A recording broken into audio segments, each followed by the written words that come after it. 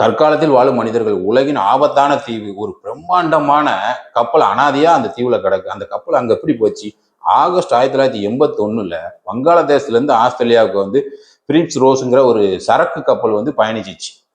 அந்த கப்பல் பயணிச்சுட்டு இருக்கும்போது புயல் வந்து நார்த் சென்டினல் ஐலாண்டு பகுதியில வந்து தரை தட்டி மாட்டிக்கிட்டு, இரவு நேரத்துல வந்து அந்த கப்பல் வந்து அந்த தீவுல மாட்டிக்கிட்டு, அந்த கப்பல்ல வந்து 31 கப்பல் மாலுமிகள் இருக்காங்க.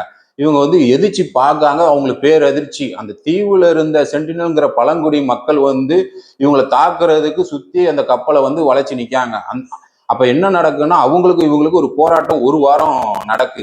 இந்திய அரசு வந்து ஹெலிகாப்டர் போர்க்கப்பல்கள் மூலமா அந்த கப்பலில் இருக்கிற 31 மாலுமிகளை மீட்கிறதுக்கு ஒரு வாரமா போராடி மீட்காங்க. இதுல என்ன ஆச்சரியம் அப்படின்னா, அந்த சென்டினல் பழங்குடி மக்கள் அந்த கப்பலை பார்த்துட்டு, அந்த கப்பலுக்கு வந்து மாலுமிகள்லாம் விட்டுட்டு வந்துட்டாங்க, தப்பிச்சா போதுன்னு. அந்த சென்டினல் பழங்குடி மக்கள் அந்த கப்பல்ல இருக்கிற இரும்பை பார்த்துட்டு அவங்க வந்து இரும்புக்கு அப்கிரேட் ஆகிக்கிறாங்க. அவங்களோட ஈட்டி கம்பெல்லாம் அதுல இருந்து எடுத்து அப்கிரேட் பண்ணிக்கிறாங்க. அவங்க இரும்பே பார்க்காம இருந்திருக்காங்கன்னா பார்த்துக்கோங்க. அதை வச்சு அப்கிரேட் பண்ணி அவங்க இப்ப இரும்பு ஆயுதங்கள் செஞ்சு அவங்க அங்க இருக்காங்க. அந்த பகுதிக்கு, அந்த தீவை சுத்தி 5 மைல் கிலோமீட்டருக்கு வந்து 5 மைல் வந்து யாருமே போகக்கூடாதுன்னு சொல்லி இந்திய அரசு வந்து தடை விதிச்சிருக்கு. இந்த மர்ம தீவை பத்தி நீங்க என்ன நினைக்கீங்கன்னு கமெண்ட் பண்ணுங்க. சேனலை ஃபாலோ பண்ணுங்க.